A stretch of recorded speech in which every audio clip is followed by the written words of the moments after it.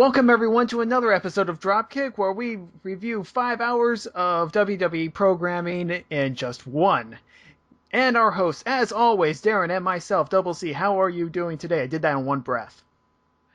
I'm glad you're able to do that. But as how I'm doing, I feel like I'm stoned off my ass or I'm tripping off of acid.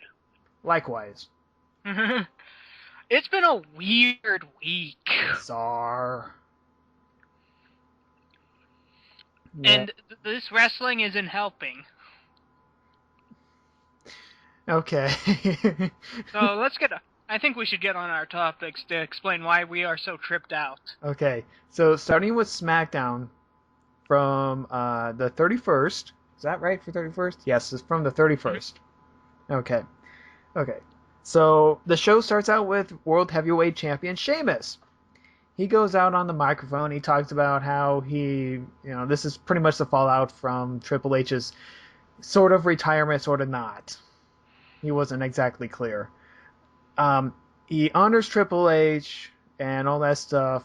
And then Damian Sandow comes out. He interrupts. And he says that Sheamus promotes a stereotype. Which he does.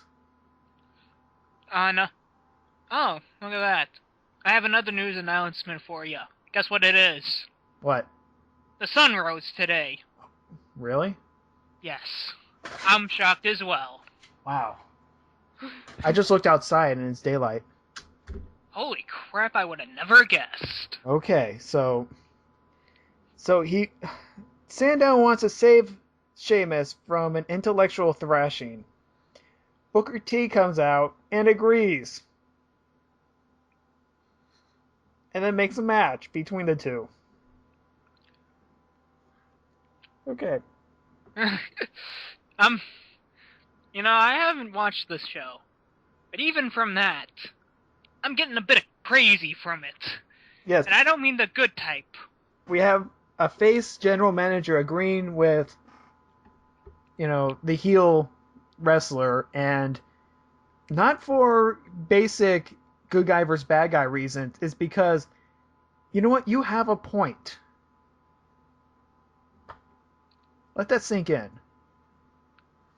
Oh, yeah.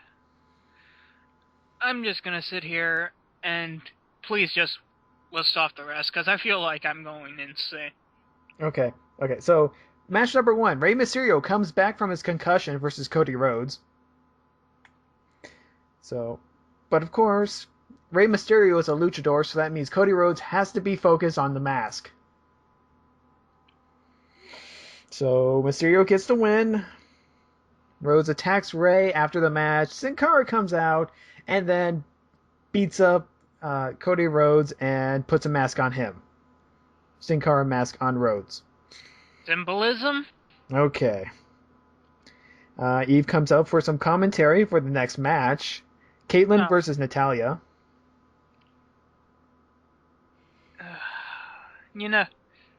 I'm getting kind of sick and tired of this whole obvious heel enemy coming out for commentary. Yeah. They're doing it too much. It's obvious what's gonna happen. Yeah. Yeah. I mean, did they run out of tricks in their book already? I guess. Caitlyn wins with a roll-up. I don't know what her finishing move is yet. She has a championship match coming up, and we don't know her finisher. All I know is that she's got some good tone to her. Yeah, and the weird anti-highlight thing going on. I know somebody who has the same thing, so it doesn't bother me. I don't get it, but whatever. Okay. Backstage interview with Booker T. He says that pressure's starting to get to AJ. And then Vicky comes out and says the board of directors will take action. If they don't, I will. We'll get to that when we cover Raw. Foreshadowing. Mm-hmm. So, here's the match from earlier. Sheamus versus Damien Sandow. Now, this is pretty much Sandow's biggest match thus far. And he holds his own versus Sheamus. Sandow is quite physical, as noted before, and he's pretty much a brawler, a technical brawler, which is sort of nice, I guess. It's kind of weird seeing that his gimmick is something of smarts, but his style and finesse is something of like a beat 'em up guy. Yeah.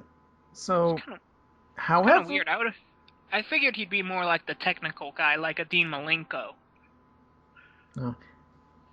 uh, but unfortunately, he decides to quit halfway through the match.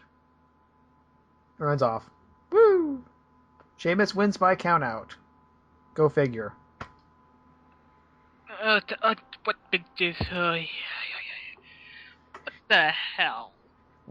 We haven't even made 10 minutes into this show yet. Okay.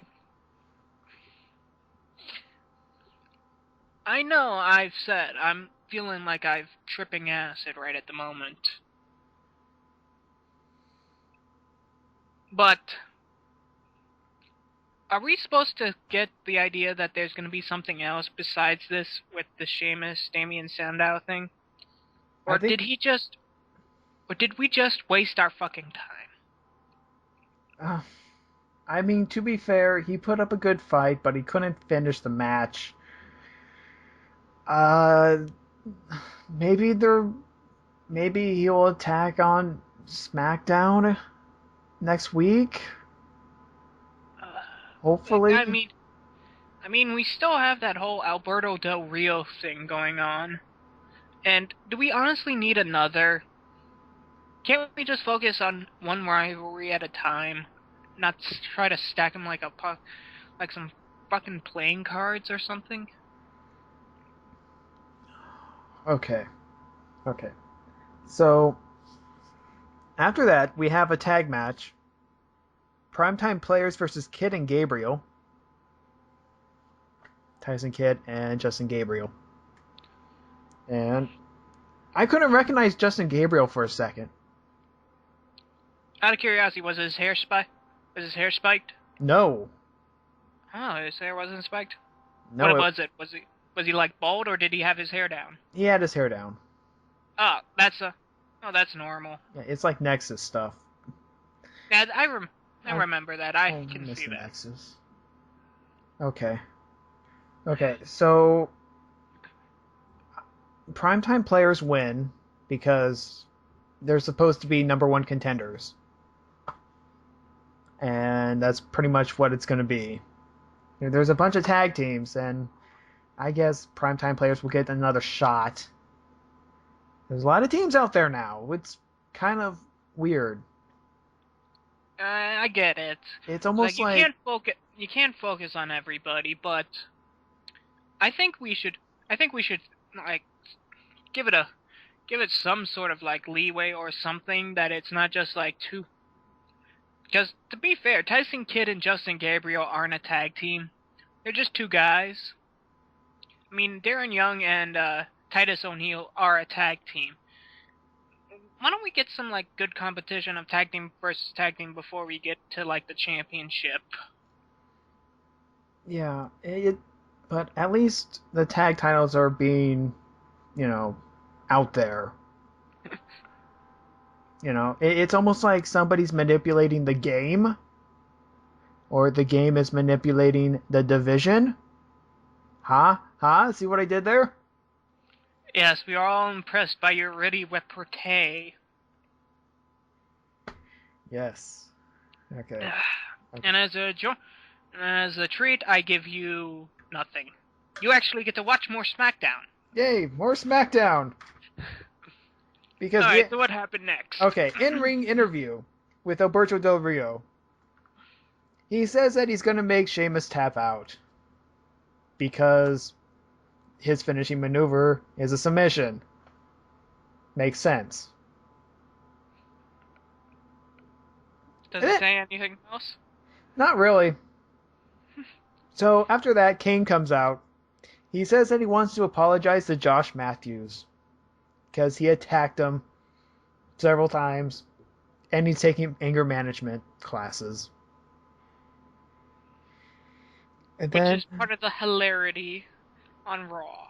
yeah, and then uh, Teddy Long comes out. Is like, hold on there, playa. I'm gonna put you in the match, playa. Even though I don't have the power, playa. You know, I have assistant GM power player. Yes. So Alberto Del Rio was, I guess, still there. So it's like, you two have a match. Okay, let's have a match. They have a match. Ricardo interferes, and Del Rio wins. Yay! Any shoes involved this time? No, I don't think any shoes were involved. Because this is going to be a running gag if they keep up with the shoes. Oh, I want it to be a running gag. I want to have Alberto Del Rio versus Sheamus in Ricardo shoes on a pole match.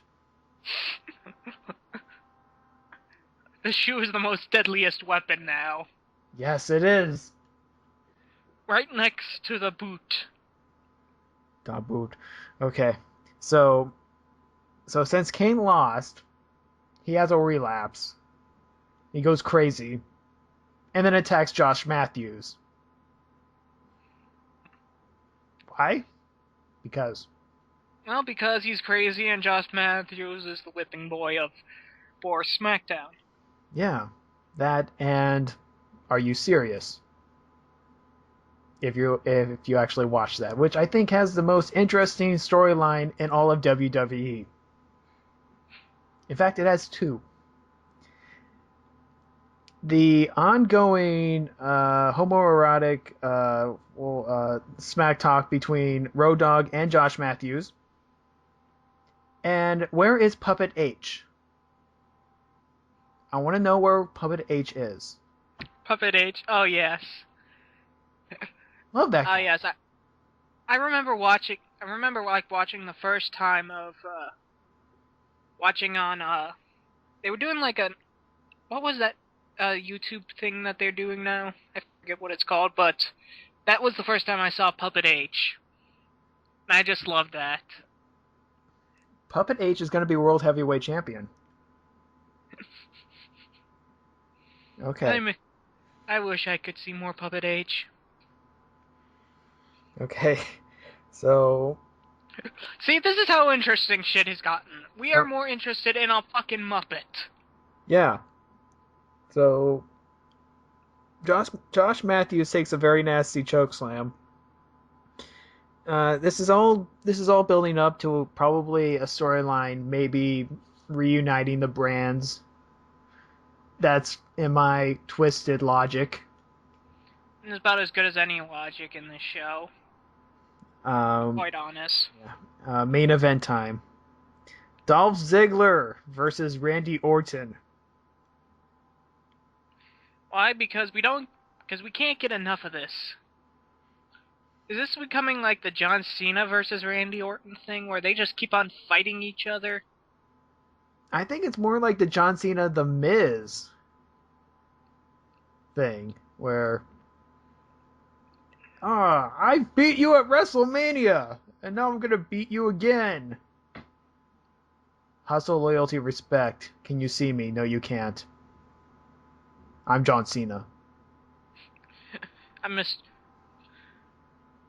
the last son of Krypton. You can't do shit against me. Okay, so we go from this is the finish. The Mist Famouser to RKO. Orton wins. Huzzah! Because because Randy Orton can pull an RKO so far out of his ass, he makes it look like it's a talent. Yeah. Oddly enough, Dolph Ziggler has not renamed that move yet. He's used it for a couple years, and he hasn't renamed it. So I'm still calling it the Famouser.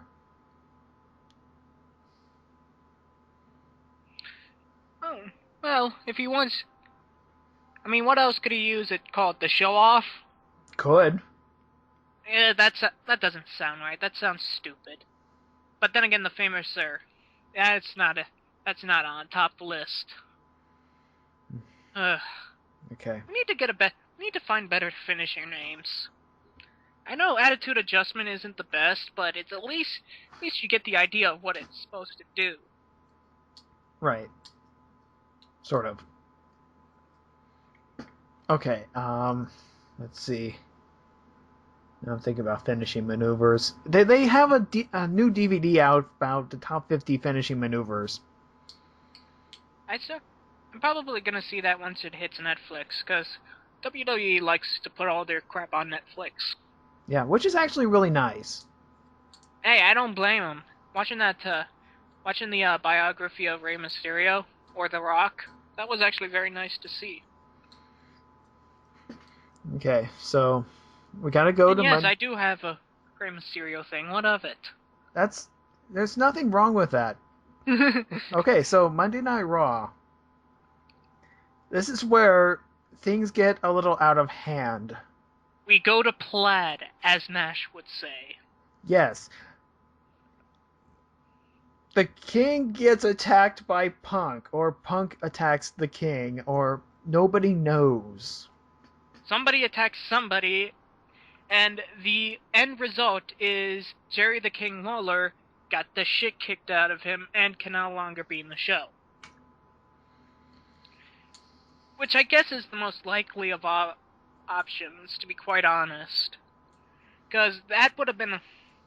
Because that's one of those, big hanging elephants in the room, if you can guess my understanding, is like, well, do you think Lawler would take kindly to a guy who beat the shit out of him after a match? Nope. Okay. So, okay. Now on to the insanity.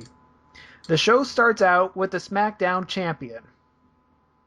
This is Monday Night Raw. Sheamus comes out. Why? Because we say so. Yeah, he says that he's tired of Alberto Del Rio. Because he can't seem to get a clean win over him. Very face-like. Yep. Are we sure that we get the understanding of face heel? Or at least does SmackDown understand what the hell a face and heel are? I don't know anymore. For those who are questioning our logic, a face is a good guy. A heel is a bad guy. Apparently, Sheamus is supposed to be face, but Alberto Del Rio is heel. But they don't act like it. It's so weird. The good guy acts like a bad guy, and the bad guy acts like a good guy. It's a part of the insanity which we are now in. What makes it weirder is that we're in Chicago for this one. Mm-hmm. Okay. And talking about Chicago, CM Punk comes out then. Yes, he does. He says that he gave Jerry Lawler a Chicago-style beatdown. The crowd cheers. He says that John Cena is disrespecting him. The crowd cheers. He says that John Cena turned his back on the WWE Universe. The crowd cheers. CM Punk could say that his ass sings like a canary, and the crowd could cheer. He can say that he can put the Anaconda Vice on Jesus Christ, and the crowd would cheer. He could say that he is the devil himself, and the crowd would cheer. This is the most ridiculous popping I have ever seen in my life.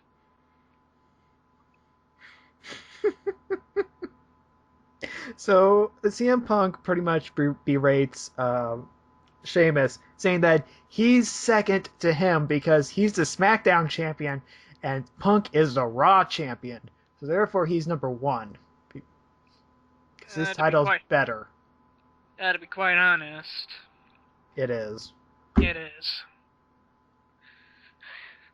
Okay, then AJ comes out. She makes two matches. She makes a champion versus champion match and a number one contender versus number one contender match. Which is fine. Yeah. We get to see people beat the shit out of each other. That's awesome. Okay. Yeah. But first, we have to go through this again. Randy Orton versus Dolph Ziggler. Or as I'd like to call it, Part 2. However, this time Dolph Ziggler wins because he grabs the tights. Yes.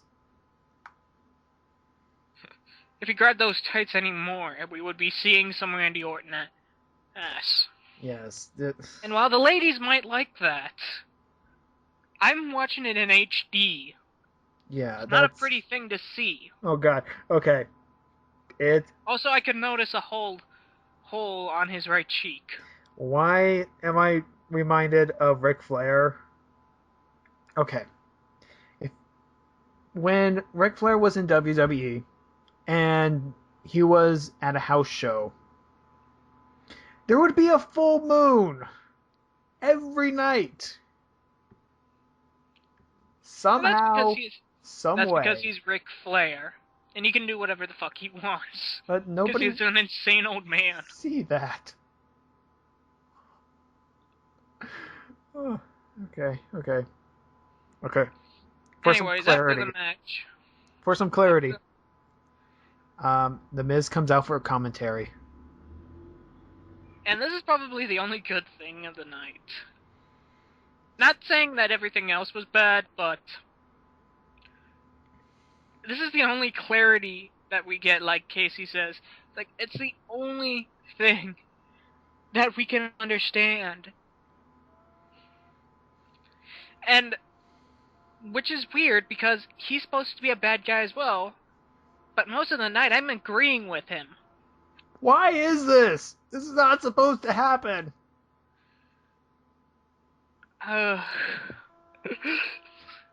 Okay, we have an anger management vignette. Because those are so interesting. This one was the anger collage. Daniel Bryan writes down yes and no a lot. Kane summons fire. I wish he had Chef Boyardee cans with him too.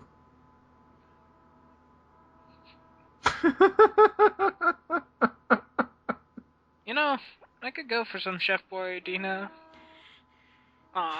We're not even through the first hour yet. Yeah, but this insanity is gonna keep going on for a while, people. So you might as well just sit back and enjoy it like The Miz is. Okay. So we have Rey Mysterio and Sin Cara versus Tensai and Cody Rhodes. Why Tensai is in there is apparently because there was an upset victory versus Sin Cara. We all know the real reason. We needed somebody in the way, and Albert was the perfect person. Mm-hmm. Yep. I have to give it to Rey Mysterio in this match. I have never seen him move that fast in a very long time. He was actually on his game. Kudos. Well, recovering from a knee injury and a headache and a massive concussion, I guess you're ready to just put your A game out there. Excuse me. Yeah. But then again, he was with Sin Cara, so I think that actually helped out the two. Mm-hmm. So it is kind of obvious who's going to win this one. The Luchadors. Which I always hype for because I am a Luchador fan. Okay, so it's a 619 into a Senton Bomb from Sin Cara. And to be quite honest, that didn't work as well as some other finishers I've seen that combined with the 619. Yeah. Simply because I think the 619 is probably the best combo finisher yet. Because you could combine it with so many other moves. Still, my personal favorite is 619 into RKO. Then again, those two knew how to do those moves so perfectly that they could do that in their sleep and it probably would look just as awesome. Ironically, it was against Cody Rhodes as well. Yeah. So, so up next, we have another anger management vignette. This one's entitled Falling Trust. This is that exercise that you see all the time where you fall backwards, someone catches you. And Daniel Bryan pretty much falls, Kane catches. Then Harold comes up. And drop. And to be quite honest, I would have dropped him as well. Poor Harold. He reminds me of someone. Let's see. You know, No, his eyebrows aren't that big. I'm thinking about Maven, the local talent that worked with Simon Dean and failed twice against Shelton Benjamin in the same pay-per-view in the span of 5 minutes. Yay. Yeah, right. Yeah. Okay. Okay. So. Alright, wandering back from the past. Wandering back from the past. Okay, so next match is the champion versus champion match. Sheamus versus CM Punk. Guess what happens, folks? What, a 5-star match? Of course not! That would be silly. Yeah. Who would want to see wrestling in a wrestling show? Me? Obviously, that's not what the producers of this fine television program think of us. So, what does happen?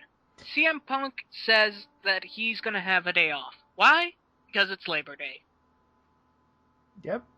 Apparently, you can just call off a personal day in the middle of working. And The Miz has a fit. Rightfully so, I would say. Because you don't just clock into work and then just say, fuck it, I'm going on vacation. Okay. So, AJ, runs into Punk, says, Punk, what are you doing? And he goes, it's in my contract, I'm taking the day off. And then AJ goes, fine, we're going to have to find someone else. Who does she pick? Jack Swagger. Ah, yes. Mr. Cannot Win hasn't been able to win the last 2 years.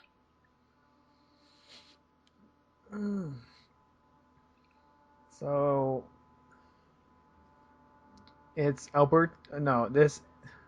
Yeah, Sheamus. it is Alberto Del Rio is there. He's doing commentary, sort of. You know what's gonna happen, so. Jack Swagger has an okay match with Sheamus. It's not a job out, but sort of is. It might as well be.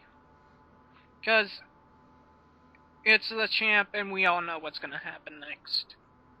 Except, I didn't know about this. Okay, so Sheamus ends up winning with a submission. He uses the Texas Cloverleaf. I mark out like anybody else. Yes. Is it? Now, I'm not gonna say this, but I feel like that was wrong somehow. How he pulled off the Texas Cloverleaf.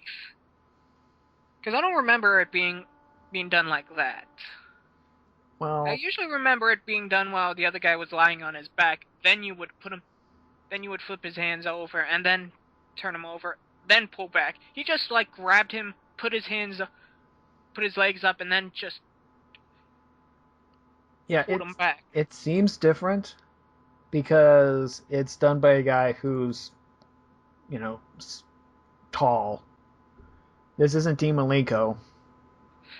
This is Sheamus. Much like Brock Lesnar's old submission move, his Brock lock sort of thing. That was nasty. Because normally you put, the knee into the at the top of the back, but he just hangs there. It's like, oh. So yeah, glad to see the Texas Cloverleaf. It's It's an old favorite that should be used more often.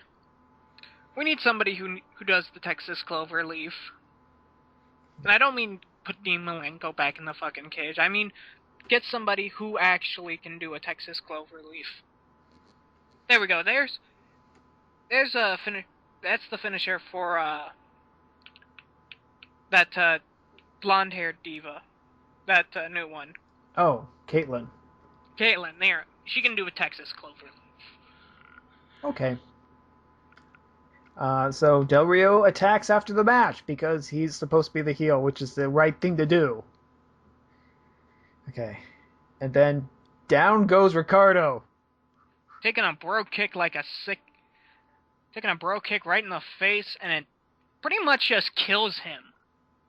Yeah, he's not getting up after that. And they make a giant deal about this. I know. I looked at that as like, what? Dude! He's just a ring announcer. But then again, you have to also realize, how many times has Ricardo gotten a bro kick right in the face? He's gotten it a few times before, but it's never been this nasty. Right. So what the hell? My first logical thought is, what the hell makes this one so different? My guess is like, because Sheamus put a little bit more into it. Yeah, he was pissed. And it was also the fact that Ricardo was shoving Alberto out of the way, so his head probably wasn't in a good enough place. You could put that logic into it. Like, he got it from the side of the head instead of front of the head. Mm-hmm. Okay, that was nasty. This next match was also nasty. Eve versus Caitlyn. But then again, it's a Divas match, so what did you expect out of it? Okay, now this one actually has a little bit of, ring psychological stuff. Now, Eve is playing the I have good sportsmanship. Shake my hand. Okay. See? We're good. And then botch. Now, I don't know if this was a work or not. I was like, oh. At that time, I was focusing on something else online, so I probably didn't take a good look at it because it's a Divas match. Okay, so I was listening to the commentary, and that was so much more interesting. Oh yeah, the commentary. Layla was all like, "Oh, Eve is not, all that good. She's a bad person." And then Miz is going, "Look at her. Are you nuts? Look at her. She's doing well. She's much better than all those other people." Yeah, but she manipulates people. It's true, but she's trying to be good now. People can change. You are in the wrestling business. People change all the time.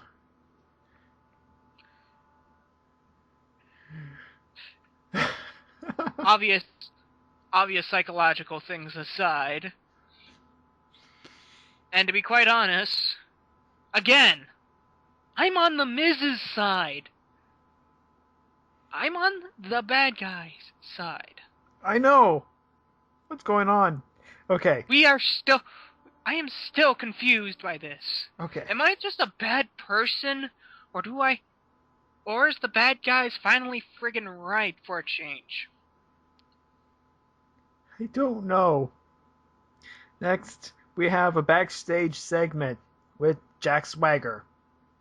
He says to AJ that he's taking some time off because he needs it.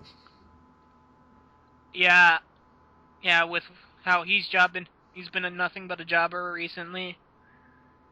Eve does need some time off. Nobody has fallen more than Jack Swagger. I could name a few people that have fallen.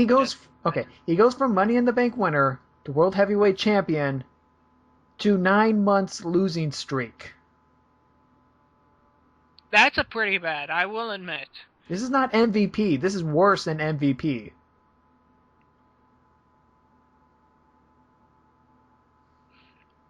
It's kind of sad because Jack isn't a bad wrestler. Just he needs like most people, he needs a better gimmick. Right. Needs something better than the All-American American. He just and needs to, break someone's also, ankle. There you go. And also, he probably needs to step out at the moment because he's not going to get the spotlight right now.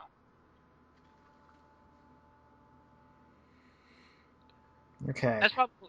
That's probably the best idea. Wait till this whole CM Punk thing runs through, then he could probably get back on top. So we have another anger management vignette. This is the last one. Thank you, Lord. Basically, it's like, oh, you passed anger management. Okay. Brian says, if you want a rematch, we can have a rematch. And Kane goes, yeah, I'm going to beat you. And then, no, I'm going to beat you. I'm going to beat you. Urgh. Then we have Raw Interactive. What do you want Kane and Daniel Bryan to do? Do you want to have them fight? Be on the same tag team? Or hug it out? Results in a moment. Now, if I was being a fair man, I would say fight. I was hoping for tag team. But you all know what's gonna happen. This is Chicago. This is Chicago. The universe of WWE is full of a bunch of surly, jackass people like us. A bunch of like the smarks. Miz. We're snarky little bastards.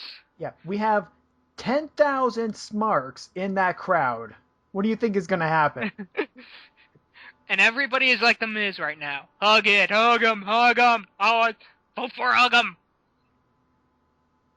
But we have to go through Jinder Mahal versus Ryback. Ryback wins, whatever, don't care. Was this where the backstage segment with the David Otunga? Oh yeah, I think that was right after this. Yeah, we'll do that next. So because I forgot to write it down. So there is an interview segment. It's like, how is Ricardo doing?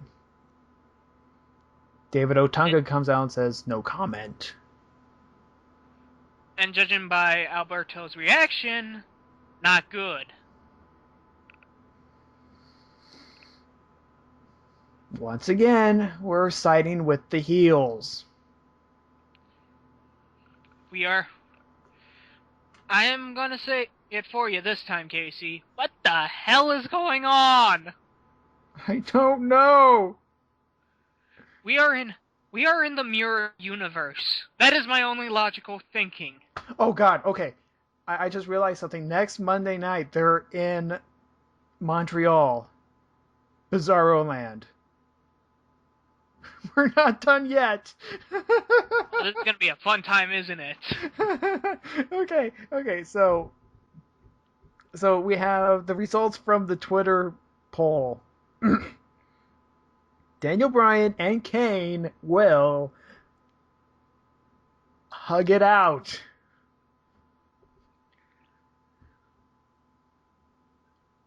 Hug it out. Yeah, we're a bunch of bastards. We know that. Okay, so but I took a sensitive note on this. They couldn't hug it at the first point, but you gotta love the Miz's commentary on this part. Because he was enjoying every minute of it. It started out with a chest bump. And Miz is going like, oh, that's not a hug. Come on, you gotta wrap your hands around him. Cole is going, what the hell? How the hell do you know? It's like, I don't know. I'm making the rules up as I go along. And just as I was writing this phrase, Michael Cole said it. This is bizarre. At the same time. I think everybody was thinking that. So eventually they hug. And they started hitting each other, and then they fight, and it gets out of control. Nobel Peace Nobel Peace Prize to the doctor. What's his face? I forgot already. Uh, Not not not for that work. We have spent the last weeks with this anger management shit, and it has gone nowhere. We have literally been deliberately wasting your time. I mean, it's sure it's entertaining, yes, and it probably is gonna, be a match in the future. But there was no other way to do it. I mean, okay. This is something that I've said every single year for, the past few years. 5, 7 years. Every year, WWE has to put something into the Wrestle Crap folder. This is it. This year's entry. So this is their example of what not to do in future examples. Yeah, this is going to be on Wrestle Crap. This is going to be right next to the hand. Oh, the hand was awesome. Well, not at first, but the 1,000 episode comeback was awesome. Yes, okay. So, but we do have a championship match because titles actually get defended on television sometimes. Shockingly. For the European Championship, we have Antonio Cesaro versus Santino. Now, I missed this match. How did it go? Okay, this is how it goes. Okay, Santino gets an early advantage. He strikes with the Cobra, however, he doesn't have his sock on, so therefore it did minimum damage. Cesaro pretty much no-sells it. Santino, noticing this, he tries to get his sock on, and he gets beat up. So apparently the sock is all... Apparently this is like a Mr. Socko thing? Yeah. However, I was half paying attention because this week I was paying attention to Oksana. Isn't everybody? Dude, the top she wore, it was like you could almost see under it. And it's like, come on. Okay, a little bit more lighting. Like I said, she has massive knockers. So there's no way to look beyond it. And I don't care if they're real or fake. They're nice. Okay. Okay. So I know, it makes me sound like a eventually pig. gets the sock on. However, he gets hit with the equalizer. I guess that's what it's called. Cesaro wins. Okay. And that's your European Championship for you, folks. I don't get it either. Okay. Now, this next match was actually kind of interesting because these two individuals have been on sort of a winning streak in the prime numbers lately. Heath Slater versus Zack Ryder. Something has to give here, folks.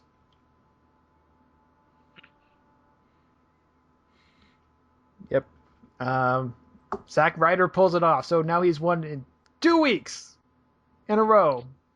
Hooray! Which, actually, to be quite honest, this wasn't a bad match. No, it was a good one. It was... No, we needed a match like this after all the shit we just went through. And what we are going to go through. Well, the Cena match after this was actually interesting. But then again, I'm a false count anywheres type of guy. Okay, but first we have to get through this segment. Vicky Guerrero comes out. You'll understand why I don't want to get through this segment. Okay, so she's obviously mad at AJ. She has a sit-in, sort of thing. After the commercial break, she gets up out of the chair and reviews what happened, how she's not, how the general manager beat her up. Okay, so this is what she does. She interviews an imaginary AJ sitting on the chair. Now, This is a nod to what happened last week, not in the wrestling world, but in the political world, where Clint Eastwood interviewed a invisible Barack Obama, President Obama, at the RNC convention. Now, I didn't know a shit about this because I'm horrible with politics. That's my dad's venture. But even still, Everybody went, what? this is one of those weird things where you wonder if you're smoking too much weed. Or not enough. Well, in this case, we needed some LSD. Okay, so after the short interview, AJ comes out. She apologizes for slapping Vicky. Okay. Vicky says that the board of directors say that AJ cannot touch a superstar or manager or anyone else. Okay. So she slaps him. So she slaps AJ. Yeah. A couple times. Which makes you wonder if the board of trustees is run by monkeys. Because I get it the first time. That was a physical assault unprovoked. But this time around, this is being provoked. Yeah. And this is from somebody who is still hitting her boss. Yeah. And I'm just sitting there, I'm thinking, you know what? You're the general manager. You could fire her. Yes. And then, but she cries. She cries in the ring. She beats up the chair and cries. I don't know. What the? And this is one of the most uncomfortable things to watch. It's gone from ridiculous to uncomfortable, folks. I don't know. And shit like this we don't want to see, okay? We just want to see some ultra-violence. We don't want to see somebody have a mental breakdown in the middle of the ring. Yeah, I saw that already live. I saw the Karma incident live. Yeah, we don't want to see that again. Speaking about Karma, I'm wondering how she's doing. I know she was pregnant when she left. I hope she's doing alright for herself. Well, she had her baby. Baby's fine. She did return at the Royal Rumble, and then I think she got released. I think. Oh, that was a waste of a contract. And also a waste of build-up. Yeah. What are you gonna do? Let's have John Cena versus Alberto Del Rio Falls Count Anywhere. Now after all that crap with Vicky, this was so freaking cathartic. Now, this was something we just needed. Yeah, we needed this kind of match. However, at the beginning, it was extremely awkward. The Miz pretty much spelled it out for you guys. You hit someone outside the ring. It looks to be down. Miz goes, cover him! Cover him! This is Falls Count Anywhere! Alberto just stands there. What? I'm gonna move these steel steps. It's like he doesn't know a Falls Count Anywhere match. Or he's probably so I think the idea was that he's so distracted by Ricardo and so angry right now that he's just not there a little bit. He's just thinking about the anger and how he wants to fuck somebody up. Well, I guess you're right there. But it was fun to see them take out the steps. It was fun to see them take out the table, which is always great to see. Mm-hmm. Though I did love how that was worked out. It was a reversal from an attitude adjustment into a belly-to-back pile suplex. Yeah. And that just looked beautifully painful. Oh, yes. That was awesome.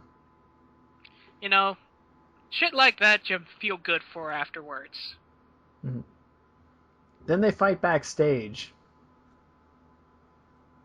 And this is where things got What? And wow. And then awesome.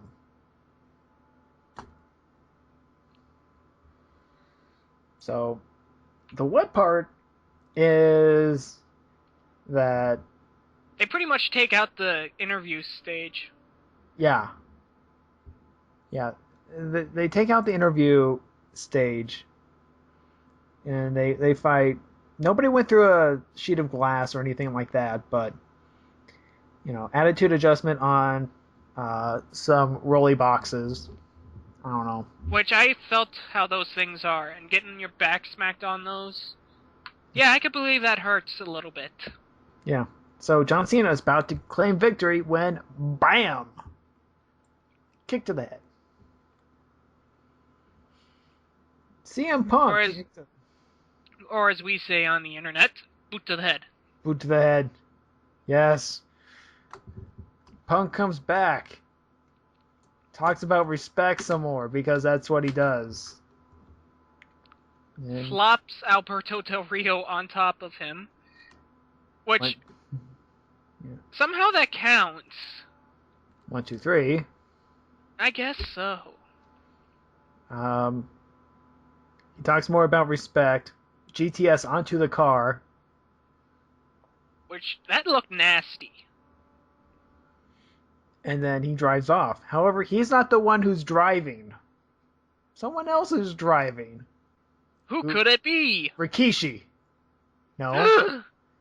No. Mark Henry? No. Mr. America. Zach Gowen? I can't keep on gasping. I'm gonna lose breath. Just say it, man. I can't take the suspense anymore. Paul Heyman. Okay, I'm not surprised. Because CM Punk said that he's a Paul Heyman guy. Yeah, it's like you figured.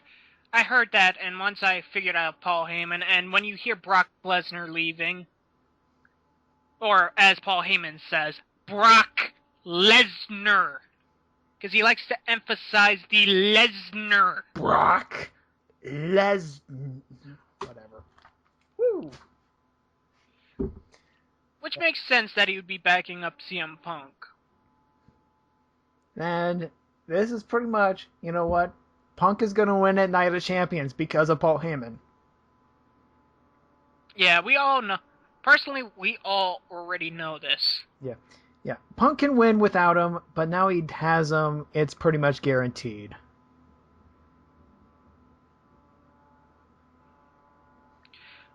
It's not.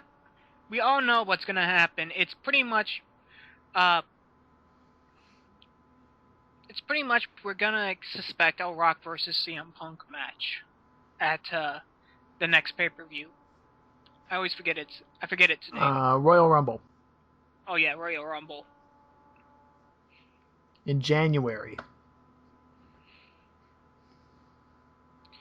So yeah, you're gonna have to stagnate a little bit before that. Yeah, but you know what?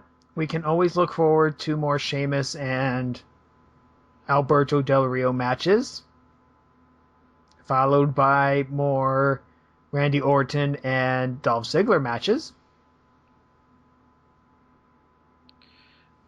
And Cody Rhodes. And after a while, you just gotta say it gets tiring, dude. Okay. So, I hooked this earlier. The whole general manager thing. The general manager positions for both shows have pretty much... This is at the weakest they've been for both shows. AJ is a total wreck. And Booker T is so inexperienced that he's losing control. And he's being irrational. Plus with all these incidents with Josh Matthews and Jerry Lawler.